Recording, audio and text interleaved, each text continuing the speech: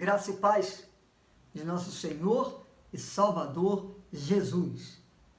Deus colocou no meu coração um desejo ardente de orar por todos que estejam assistindo a esse vídeo. E é isso que eu vou fazer agora. Preste atenção. Essa oração é para a bênção na sua vida. Deus de amor, eu invoco a tua bênção, a tua unção sobre cada mente, sobre cada coração que ouvirá essa mensagem nesse momento.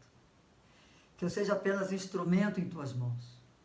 Que toda glória, toda honra recaiam sobre o teu nome, que eu desapareça completamente. Ao mesmo tempo eu te peço a unção necessária para transmitir com fidelidade, com muito amor, o que o Senhor colocou em meu coração. Em nome do Senhor Jesus. Amém. Santos em toda maneira de viver. O texto dessa mensagem está na primeira epístola de Pedro, no capítulo 1, de 13 a 22. Farei a leitura agora. Portanto, cingindo os lombos do vosso entendimento, sede sóbrios e esperai inteiramente na graça que se vos ofereceu na revelação de Jesus Cristo. Como filhos obedientes, não vos conformando com as concupiscências que antes havia em vossa ignorância. Mas como é santo aquele que vos chamou, sede vós também santos em toda a vossa maneira de viver. Porquanto escrito está, sede santos, porque eu sou santo. E se invocais por Pai aquele que sem acepção de pessoas julga segundo a obra de cada um, andai em temor, durante o tempo da vossa peregrinação, sabendo que não foi com coisas corruptíveis, como prata ou ouro, que fostes resgatados, da vossa vã maneira de viver, que por tradição recebestes dos vossos pais, mas com o precioso sangue de Cristo, como de um cordeiro imaculado e incontaminado, o qual, na verdade, em outro tempo foi conhecido, ainda antes da fundação do mundo, mas manifestado nestes últimos tempos por amor de vós. E por ele credes em Deus, que o ressuscitou dos mortos e lhe deu glória, para que a vossa fé e esperança estivessem em Deus, purificando a vossa alma na obediência à verdade, por amor fraternal não fingido, amai-vos ardentemente uns aos outros com um coração puro. O desfecho do texto traz justamente a preocupação de Deus de que a santidade se torne manifesta através do amor. É uma maneira maravilhosa de manifestarmos a glória de Deus em nossas vidas e a santificação, que na verdade é um processo, quando nós aprendemos a amar uns aos outros, conforme diz o texto, um amor fraternal e não fingido. Quando o pecador se arrepende, a primeira coisa que acontece no seu coração é que há uma mudança radical de estado. O status quo, a situação, o posicionamento muda.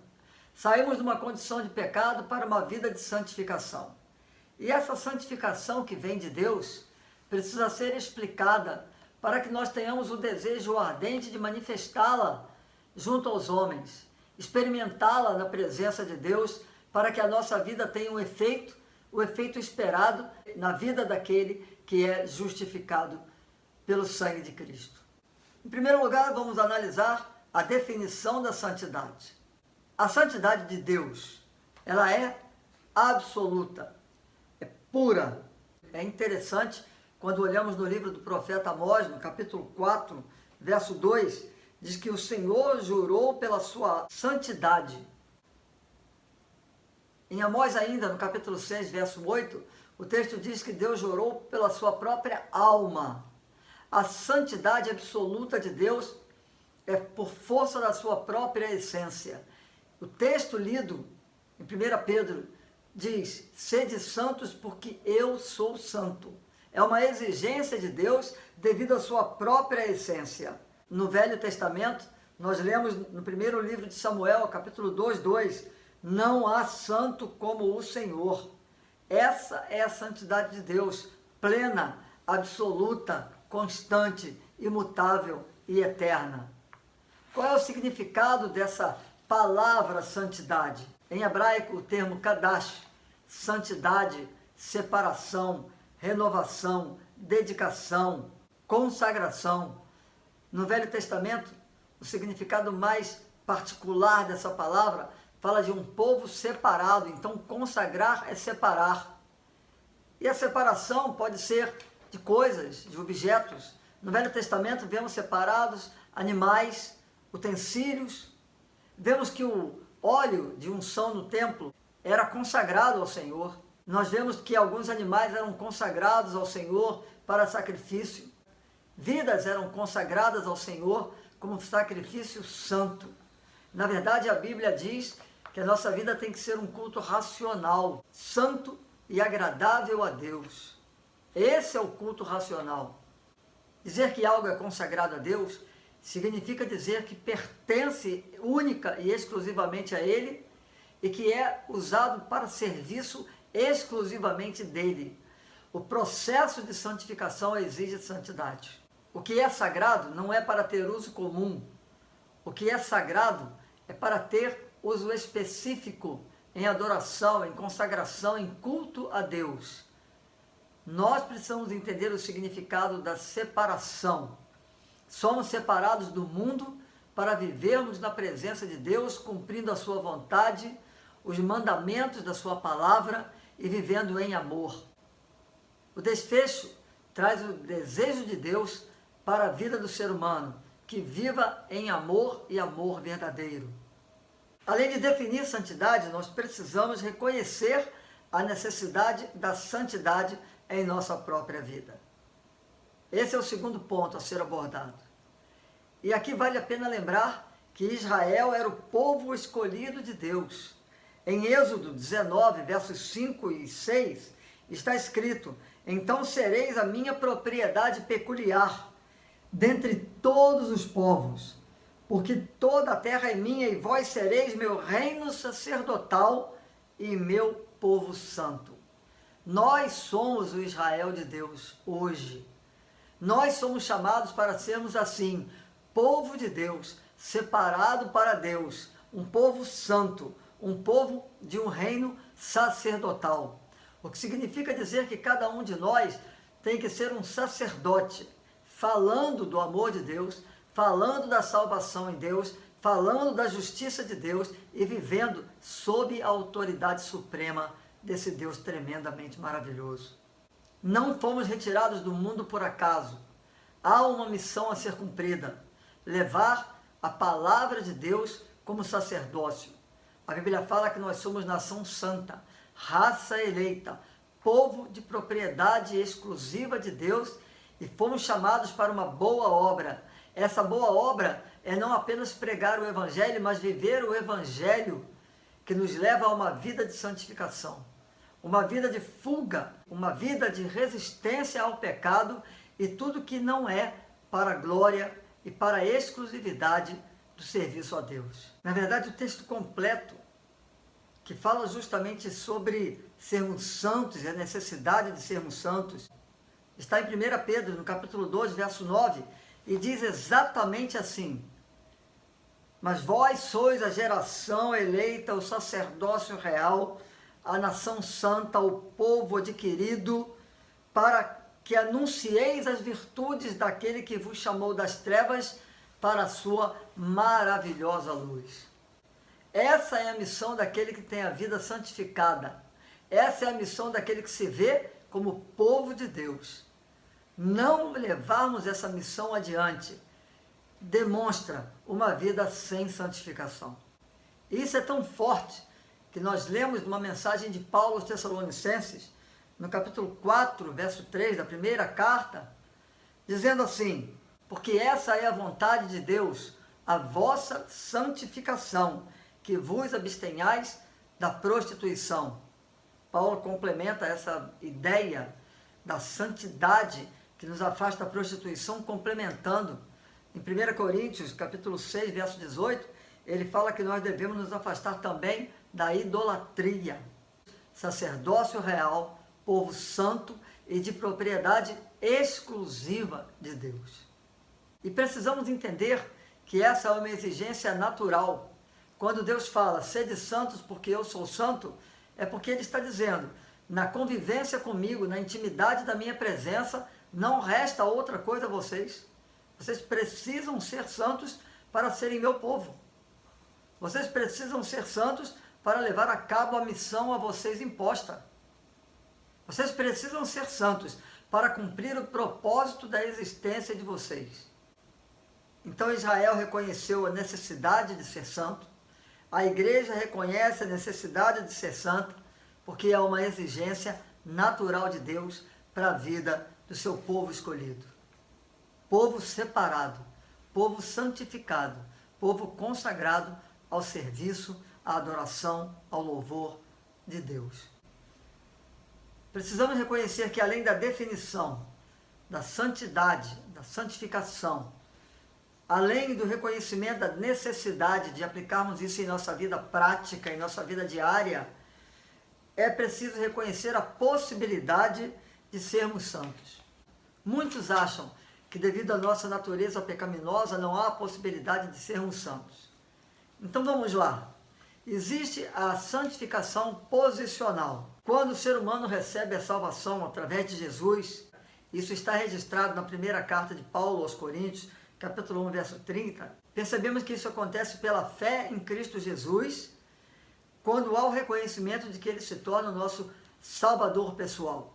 Essa é a santificação posicional, porque saímos da posição de pecadores perdidos, irremediavelmente perdidos sem a graça de Senhor Jesus, mas ao mesmo tempo, numa nova posição. A Bíblia fala que eis que tem Cristo é uma nova criatura, as coisas velhas passaram e tudo se fez novo. Somos novas criaturas, santificadas, justificadas. Esta é a santificação posicional. Uma mudança radical de posição em Cristo Jesus. Em segundo lugar, a santificação na vida presente tem que ser reconhecida. Na segunda carta de Paulo aos Coríntios, no capítulo 3, verso 18, há uma declaração muito forte, mas todos nós, com cara descoberta, refletindo como em espelho a glória do Senhor, somos transformados de glória em glória na mesma imagem, como pelo Espírito do Senhor. O Espírito Santo é especialista em santificação. E há um apelo forte nesse texto, dizendo que nós precisamos estar com a cara descoberta, ou seja, completamente sinceros na presença de Deus. É importante que nessa vida tenhamos um coração sincero, um coração puro, um coração limpo, que é o reflexo, que é o resultado da santificação em nossas vidas. Nós observamos na primeira epístola de Paulo aos Coríntios, capítulo 3, verso 3, que havia crentes que viviam na carnalidade, crentes que não buscavam a santificação. Nós observamos também na primeira epístola de Pedro, no capítulo 1, versos 15 e 16, uma exortação veemente do apóstolo Pedro, exortando os crentes a terem uma vida santa. A pergunta é possível ser santo? Na primeira epístola de João, no capítulo 4, versos 7, e também no capítulo 5, verso 1, está dizendo porque nós somos nascidos de Deus, podemos ser santos. Não apenas podemos, mas devemos buscar ardentemente uma vida de santidade. É justamente isso que nos faz cumprir o propósito de Deus em nossas vidas. É possível experimentarmos uma vida de santidade, uma vida de pureza, de consagração, de sermos cada vez mais separados por Deus para a sua própria obra, para a sua própria glória. E isso está registrado em João 14, 17 e na segunda carta de Timóteo 1, 14. Nós podemos ser santos porque o Espírito Santo habita em nós. Nós somos templo do Espírito Santo. Não há como conciliar a ideia de ser templo do Espírito Santo com uma vida sem santidade. Infelizmente, muitos não percebem assim. Muitos não entendem essa realidade do mundo espiritual. Deus fala, sede santos porque eu sou santo. É uma ordem, é algo imperativo, é algo intransferível e é algo urgente. Além do aspecto posicional que é o que acontece no momento da conversão. Além da santificação que deve ser buscada a cada dia, que é a santificação presente, há a santificação na ressurreição. Filipenses 3,11 fala que nós seremos ressuscitados e teremos um corpo glorificado. O ápice da santificação, quando não haverá mais pecado, atrapalhando uma vida de santidade. Em nenhum momento eu estou dizendo que ser santo é algo fácil, mas em todo momento eu estou dizendo é algo necessário, é algo urgente, é algo fundamental para que nós cumpramos a nossa missão de sermos povo escolhido para levarmos aos outros a realidade de que quem está nas trevas pode sim, em Cristo Jesus, ser transportado para o seu reino de misericórdia, seu reino de amor, seu reino de luz. Todos podem ter uma vida santa?